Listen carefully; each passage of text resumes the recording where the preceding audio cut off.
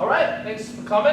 I know y'all are busy. We're going to dive right in. I'm Dan Payne. I'm the competitive sports coordinator, so I run our intramural sports program here. I know some of y'all in here. Good to see you again. If I don't know you, hopefully I'll get to know you a little bit this semester. What we're doing here today is talk about flag football. We did captain's meetings last semester for the first time, and we liked them.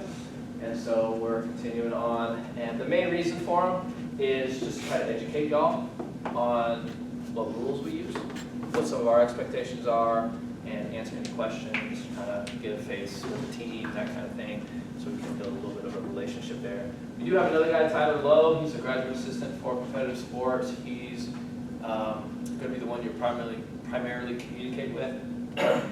He'll talk to me as well. He is actually running an event right now. And then we have another graduate assistant, Jackson. He'll be in the office too, so you can ask any of us if you have questions or if you need something. These are the three things we're going to talk about today. Some intramural basic stuff, some flag football specific rules, and wrap it up with sportsmanship. So first and foremost, as a captain of a team, you're kind of the liaison between the administrative stuff, and the on-field, the play, basically. So we do lean on y'all for some of that. Mostly the fusion play part of it, but getting players to your team. Just a reminder that you've already registered your team in fusion. And then before your game start, everyone on your roster who's playing on your team has to get on that roster on Fusion Play. So you're a big part of that. So you're inviting them to that, making sure they're joining that kind of thing. Obviously, everyone has to be eligible. We'll talk about that in a second. We're here to learn some of our IM policies and sport rules. This is just like a timeliness thing. Every captain has their own way of, if you want to send a group message out, day of the game or something, hey, game's tonight, 6 o'clock. Be there 5:45, whatever, something general like that would be good to do for y'all, for the teams. Obviously, you got a little role in the kind of the leadership of the team in terms of behavior, and so we'll talk a little bit about that later as well. And then hopefully we won't have any forfeit fees that we have to pay.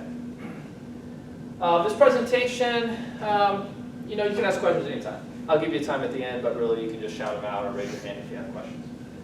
All right, so intramural sports is really, it's a recreational league designed to get students involved on campus, right? We want you to have a space where you can be physically active, you can burn some of that stress in your classes or in your other jobs or whatever, whatever. It could be you have a space here to do some physical activity that can get you some of that stress.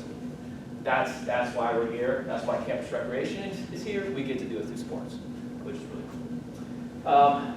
Yeah, we want you to play fairly, we want you to play safely, that's the main thing. And I put learn on there because, believe it or not, we have to prove that you're learning something by playing in our leagues.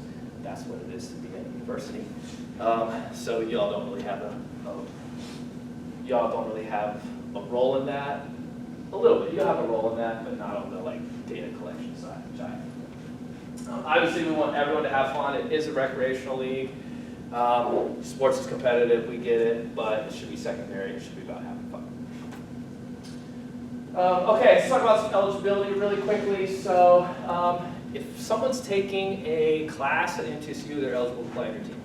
Okay? It could be an online class, in person, doesn't matter. As long as they're taking 1 credit hour, they're paying some form of fee for our fee portion of the fees, and they're eligible. Now, if they're in a Greek organization, obviously they have to be in that organization.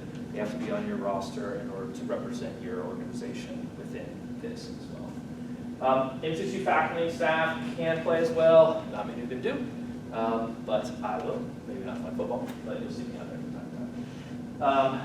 For varsity and club sports, flag football doesn't really affect club sports, but basically no member of the varsity football team can come out and play in flag football. Our league is designed to be recreational. It doesn't make sense for somebody who has the advanced knowledge and the access to resources and things like that to come out and play in our league, right?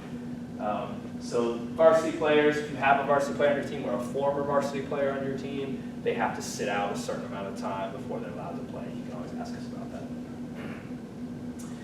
Free agents. So we do have a lot of people who've signed up that don't have a team. And we would love to try to get them on a team. So I have a QR code here at the end that's going to be your sign-in for the day. And one of the questions on there is, am I looking for free agents for your teams? If you are, I encourage it, even if it's 1 or 2 people, especially if you're a co-rec team. There's guys and girls out there that are looking to play. Just hit that, check that yes, and we can reach out to you after this for that.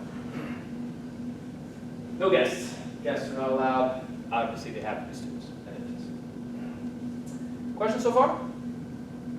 Sweet, we're flying.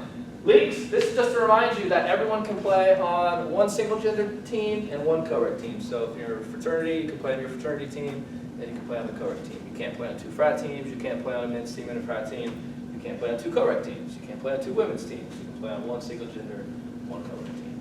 That is per sport. Okay, so if you're doing soccer, you can play on 2 soccer teams as well. This is just a reminder that game time is forfeit time. We schedule for flag football 2 fields, 4 hours a night, so 6, 7, 8, and 9 o'clock on 2 fields.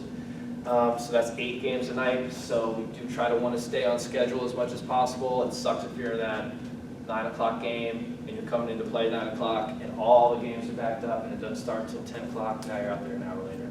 That sucks.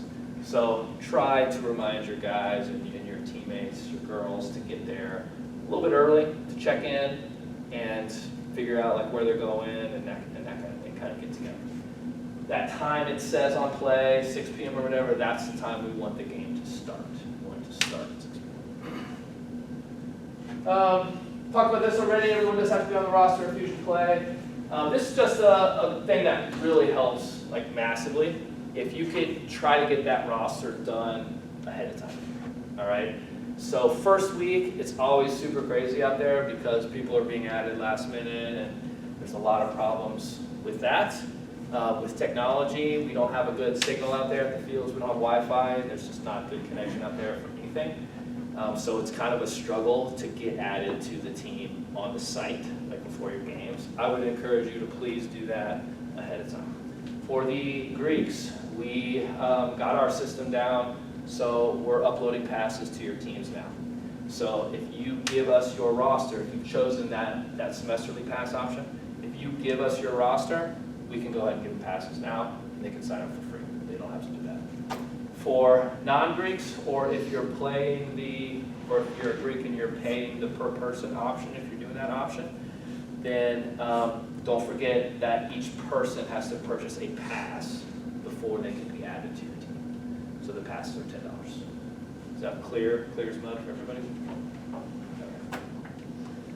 Okay.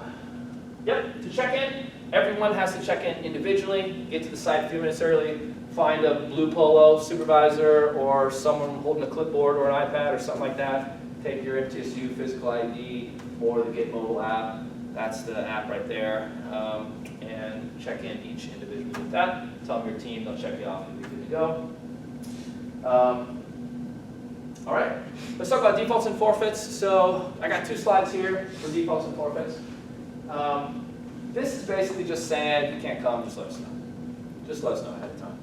We're really trying to avoid forfeits. Forfeits are when a team just doesn't show, right? Or maybe you have 3 people there. And you need 4 or 5, whatever, to play flag football, right? So try to organize that ahead of time as a captain. Try to be a little familiar with who's going to be able to come to the game tonight or tomorrow, whatever it is. And then if they can't, just let us know by 3:30. You can call us, you can email us, you can stop into the office and say, hey, my team, whatever, we can't play tonight. That's fine. We'll call that a default. And it still goes down as a loss on your record. You do get a 7.0 sportsmanship rating, but that's really it. For forfeits are what we're trying to avoid. So forfeits, you'll get a lower sportsmanship rating for that. You'll get a $40 fine for the team, and it kind of hurts your ability to get into playoffs, which we'll talk about here in a minute. So do we have questions about defaults and forfeits? Okay, cool. Yep, just let us know. All right, it's just a reminder, we play at the intramural fields. We're right here, right now. Here are the fields. This is Greek row right here. For flag football, we'll play on field 1 here, field 2 here. For outdoor soccer, we will use these 2 fields here. We'll play Tuesdays, Wednesdays, and Thursdays for flag football. And just a reminder that it may not seem like it, but this is an on-campus space. So the same kind of on-campus rules and policies apply to our facility as anything else. No alcohol, no drugs, no dogs, things like that, right? That does include vapes, so please tell people not to bring their vapes out. Same with dogs. We always get dogs. We get to keep them out, but yeah. Good with that? Awesome. All right, that's it for the intramural stuff. So let's talk about some flag football specific stuff. Here's the basics. We play 7-on-7 for men's and women's, and 8-on-8 for co-rec. For men's and women's, you need 4 to start. That's 4 checked in, ready to go at the time it says on the app, on your schedule. And co-rec is 8v8, and you need 5 to start. You also need a certain gender ratio for co-rec, so here's the breakdown right here. Basically, if you have 8 players, you got to play 4-on-4, right? 4 guys, 4 girls. If not, you can kind of see down here. You can do a 4-and-2 with 6. You can do a 4-and-3. You can't do 5 guys, 3 girls, or anything like that. All right. Does this make sense to everybody? Do you have any co-rec teams in here? Yeah. Okay. All right. Sweet. Game time. We play 2 20-minute halves. The clock's going to run for the entire first half continuously, and it's going to run for the first 19 minutes of the second half. We'll have a 1-minute warning, and then it'll stop at that point, and then for the last minute of the second half, the clock will stop like a high school football game. We're talking about incomplete passes, scores, players going out of bounds, that kind of stuff, right? Obviously, it will also stop on timeouts. Everyone gets, 3 timeouts per game. Each team will get 3 timeouts per game. So if you take a timeout in the first half, we'll stop the clock for that, of course. Officials timeouts, that's more like injuries. If we have injuries, a delayed injury, or like officials trying to figure out a penalty or something like that, we'll stop the clock for that too. And then we do not play overtime in the regular season, but we will in the playoffs if it requires. We do have a couple mercy rules as well. The team's up by 35 or more points at 5 minutes in the second half, we'll just say game over. Same goes for 19 at 1 or 25 for co-rec, 25 at 1 minute. These are game enders, so not like clock runners. These are game enders. Games will end here. Our staff will keep track of that.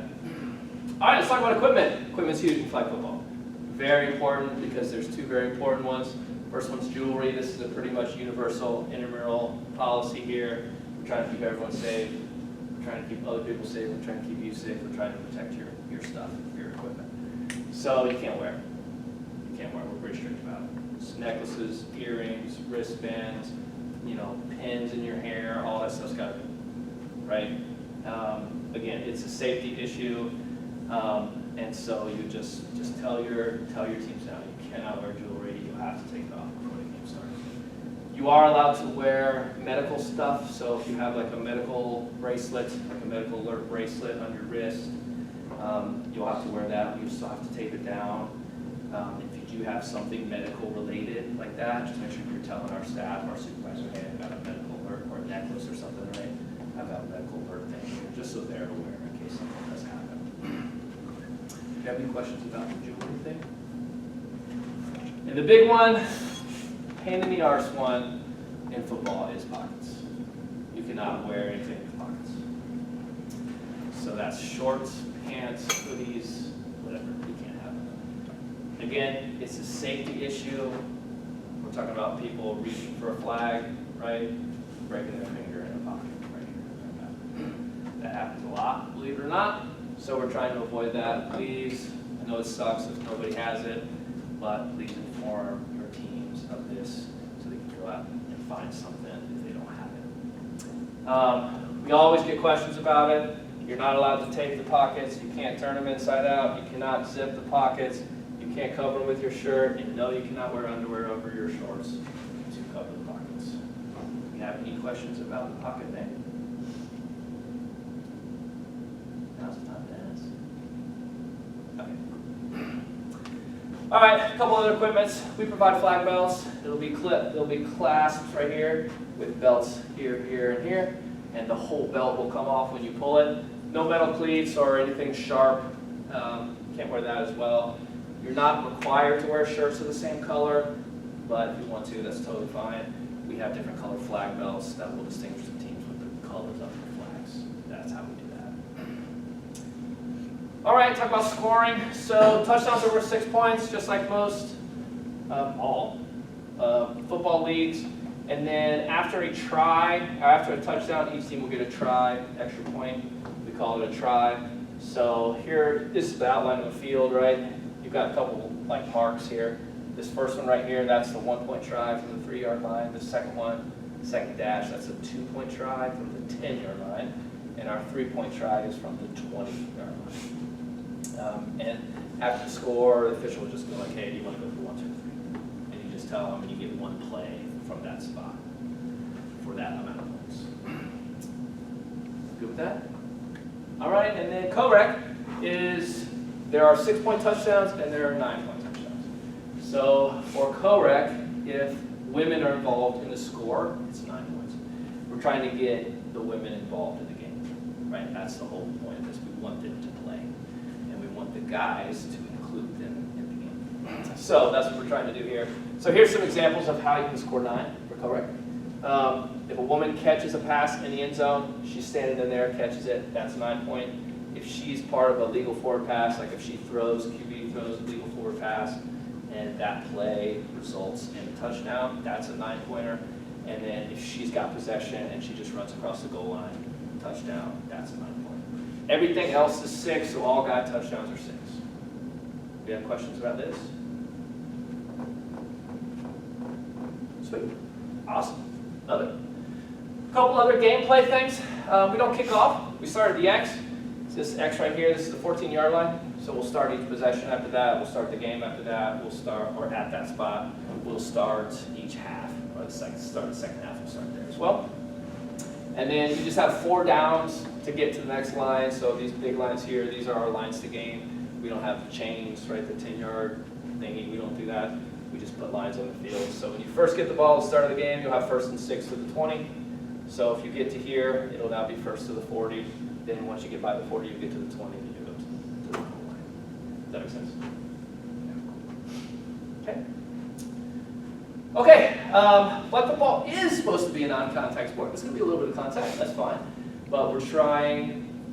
We want to make sure it's as non-contact as possible. And so we don't allow blocking other than screen blocking. Okay, so we're talking about like basketball principles, like setting a screen in basketball. Those same kind of principles. So we're talking about no contact, right? We're talking about someone throwing a block like this, like this, like this, or something like that. Basically trying to screen the other person, trying to get in the defender's way while they're trying to come, while they're trying to go this way, right? So what we teach our officials is who's initiating contact. That's what they're looking for, right? So if I'm here, I'm setting the block here, and I got someone coming at me trying to rush a QB that I'm trying to protect here, right? If I go like this and stick my leg out and they trip over it, there's going to be a foul on me, pinning on me. I initiated that contact by sticking my leg out. Does that make sense? Same goes for the defense. If they come and they run through me, hit my shoulder, something on the way past, and I go like that, it's going to be a foul. That makes sense? Same goes for pass interference, same kind of principles as pass interference, right? That kind of stuff is the same as you'll see on TV, those principles, those arm hooks and the tugs and that kind of stuff. We use that as well. Okay, the other unique flag football related thing is flag guarding. So that's a foul. This is a really super old video, but it's a good one. So just going to explain it really quickly.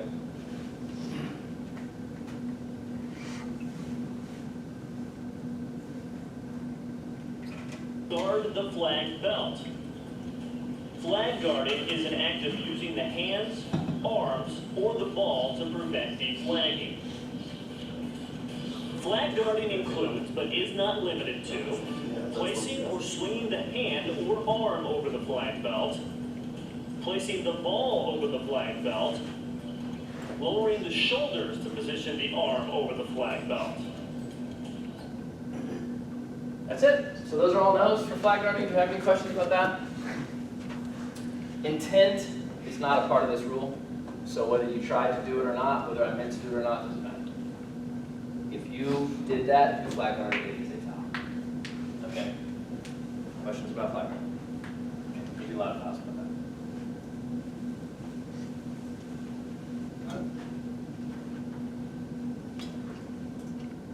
Okay, that's it for the flag football specific stuff. Do we have any questions about anything we went over or anything? Yeah.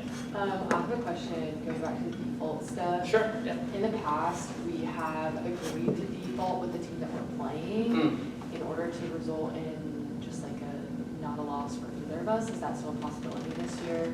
So it won't be so that's kind of on a case-by-case basis. So just let us know that like ahead of time. And then we'll either try to reschedule that game or we'll take that into account when we determine the standings. Awesome. Thank you. All right, let's talk about sportsmanship. So last few things and then we'll wrap up. I know you gotta run.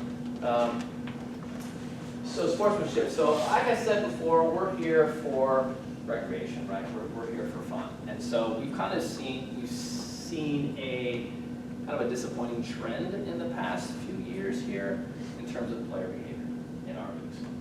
So we're doing our best to get ahead of that as much as possible.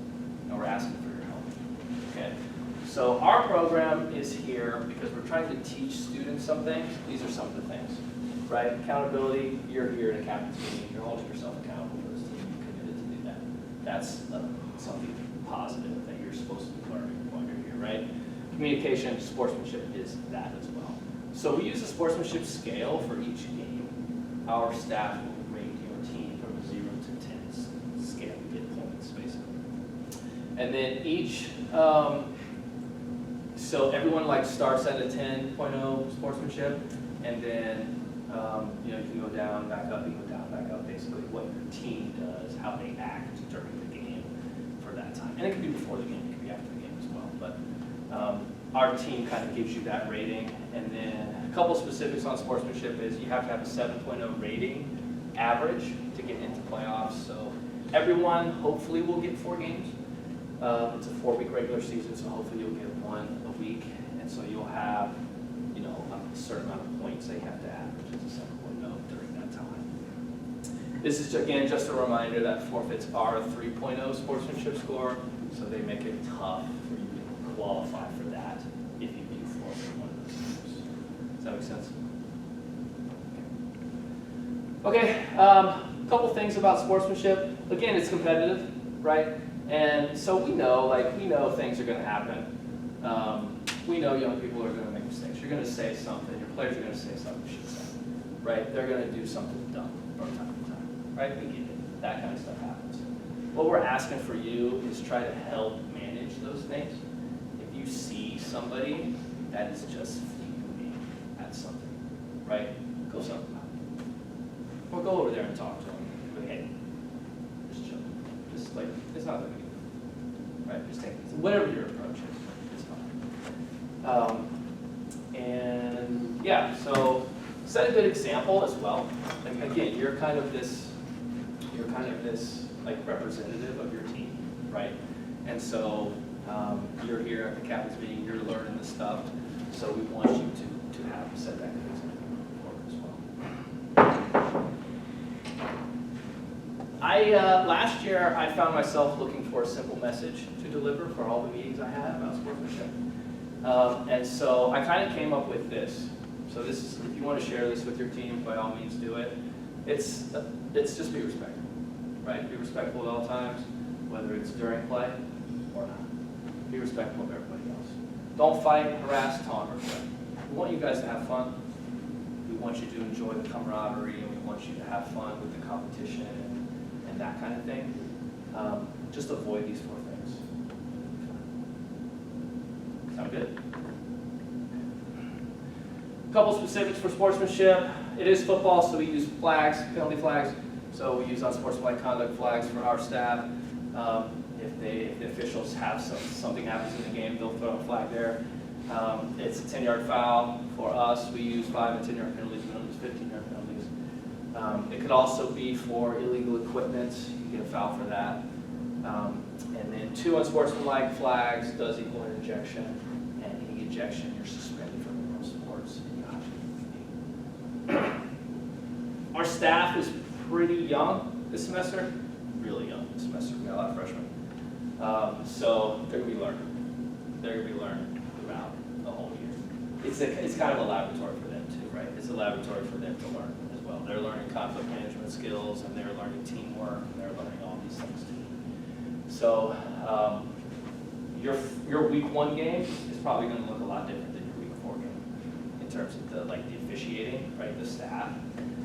So I would say it's hard for players to do this, but try to just forget it. Like try to just forget the staff, right? It's just they shouldn't even really have a role in your experience. Now, if you're feeling unsafe, by all means, say something, right? Say something to our supervisors, or say something to the head official, or something in flight. Other than that, if you have questions, just be respectful and ask questions. Especially as a captain, we kind of want you to do that, right? We want you to be the one to ask the questions for your team instead of all 7 or 8 players asking questions all the time, right? If you can funnel that through you, it'll go a little bit better, a little bit better. Does that make sense? All right, cool. Okay, we do partner with student conduct, unfortunately, but like I said, we're a cog in a machine, so we partner with them. And then last bit on sportsmanship is fans. Fans do affect your sportsmanship. We tell our staff to be way more strict on fans than players. And honestly, if there's a lot of fans out there, a lot of times they're going to do a lot more harm than good. So just remember that they do affect your sportsmanship score. They can affect you getting into playoffs regardless of the sportsmanship score as well. And so, I mean, you know, if they're causing an issue, we might just kick the whole sideline out. Just leave. Right, just go. That kind of thing. We don't really want to do that. That sucks. I hate doing that. We want you all to be together and have fun together. But they have to provide something positive for the environment. If they bring it down, if it's negative, then we're just going to tell them.